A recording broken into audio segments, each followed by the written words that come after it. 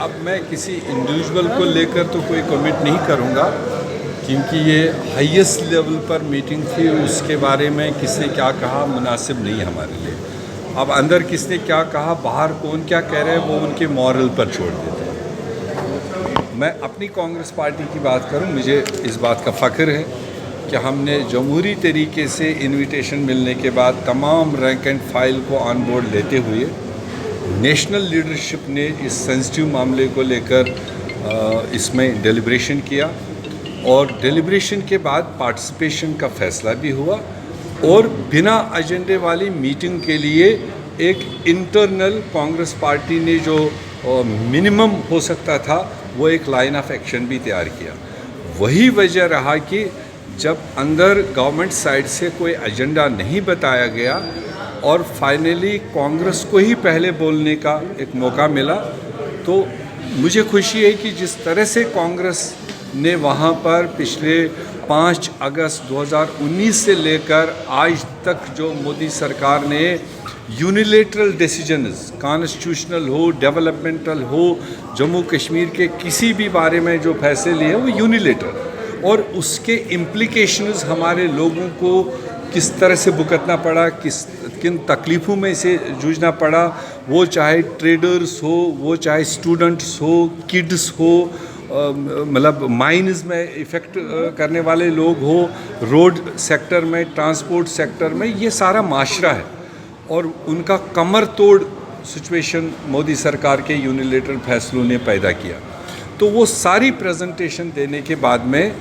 जो हमने futuristic road map वहाँ रखा है, जो जम्मू कश्मीर के लोगों की एक एस्पिरेशन है, एक जज्बात है कि हमारा बना बनाया स्टेट आपने बाइफरकेट क्यों किया, डाउनग्रेड क्यों किया, हमारे तहफ़्फ़ुज़ात को ख़त्म क्यों किया, वो सारी चीज़ कांग्रेस ने बुलंद आवाज़ के साथ रखा और डिमांड किया है कि जम्मू कश्मीर में एक पॉलिटिकल प्रोसेस, जमहूरी तर्ज़ अमल को आगे मौका दिया जाना चाहिए। जल्द अज जल्द यहाँ पर एक पॉपुलर सरकार लोगों को बनाने का मौका दिया जाना चाहिए। वो एक हमारा मुख्य तौर एजेंडा रहा और उसके बाद सरकार की तरफ से डिलिमिटेशन को लेकर जो प्रेजेंटेशन दी गई वो आने वाले दिनों में देखेंगे। जो उन्होंने कहा है कि ये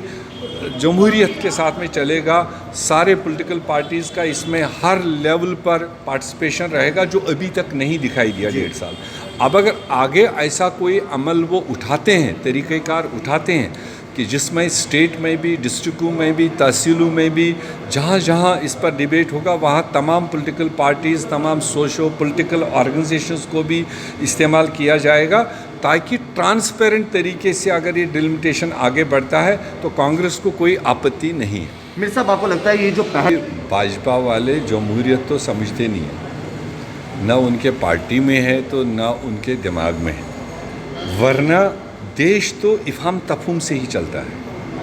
वो बिल्डोजिंग से नहीं चलता है। आप देश के अपने लोगों पर किसी भी खित्ते में, किसी भी रीजन में आप बिल्डोज़र चला के अपनी मनवाने की कोशिश करोगे, ऐसा जमहूरियत में होता नहीं। जमहूरियत का तर्ज़ अमल है, कहीं पर कोई नाराज़गी है, कन्फ्लिक्ट है, डिस्प्यूट है, उसको इफ़हाम तफहूम से, बातचीत से, डायलॉग से उसको एंगेज किया जाता है और उसका हल निकाला जाता है, जो इनके समझ में पहले नहीं था। 7 साल इनने बिल्डोजिंग की अपने ही लोगों पर। अब इसीलिए हमने कहा देर आए दुरुस्त आए। शायद कोई कांग्रेसी आदमी अब मोदी साहब के एडवाइज़र्स में दाएं बाएं आया होगा, जिसने उनको बताया कि देश कैसे चलता है। उसकी पहल उन्होंने एक शुरुआत की, उसका एप्रिसिएशन सब लोगों ने किया। आगे भी एक मीटिंग से तो सारे मसले हल नहीं होने हैं, ना वहाँ एजेंडा था, ना हमने कोई पेट में लेकर आया, मगर ये सिलसिला जारी रहना चाहिए ताकि इस खित्ते में अमन आए। अमन होगा तो तरक्की होगी, तो तरक्की होगी तो लोगों में खुशहाली होगी। तरीक़ेकार यही होना चाहिए अगर वो आगे रखना चाहिए।